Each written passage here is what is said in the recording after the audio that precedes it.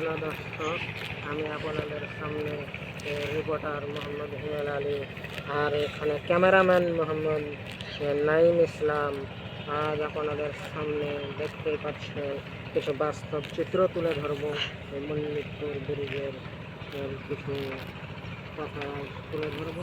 না বললেন নয়, দেখতেই পাচ্ছেন যে এই নৌকাগুলো চলছে। যখন আপনাদের ব্রিজটা হয়ে যাবে তখন আর নৌকা না দেখা যাবে না। নৌকা না দেখা গেলে কী হবে? এখানে তো আমাদের কেবল স্টোরেজ ব্রিজ হয়ে যাচ্ছে।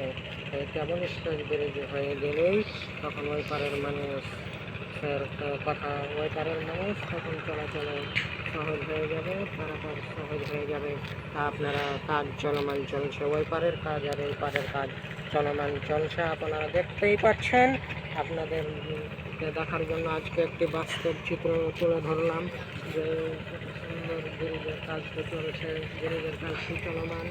তো আপনাদের সামনে ক্যামেরাম্যান একটু ঘুরে দেখাবে। ক্যামেরাম্যান, আপনি একটু সব কিছু ঘুরে দেখান দর্শকের উদ্দেশ্যে, সব কিছু দর্শক যেন ভালোভাবে দেখতে পায়। তো এদিক ওদিক করে একটু ঘুরে দেখান, চারিদিক দর্শকের সামনে একটু তুলে ধরেন, দর্শক যেন ভালো করে বুঝতে পারে যে ব্রিজের কাজটা কতখানি চলছে। এই ব্রিজের কাজ আজ আপনাদের এই মুহূর্তে আমি ব্রিজের কাজগুলো দেখার চেষ্টা করছি, যতটুকু পারছি আমি ব্রিজের কাজটুকু দেখার চেষ্টা করছি। তো আপনারা দেখতেই পেলেন যে ব্রিজের কাজ কতটুকু চলমান চলছে। আজ এই পর্যন্ত ভিডিও, সবাই ভালো থাকবেন, ধন্যবাদ, আসসালামু আলাইকুম।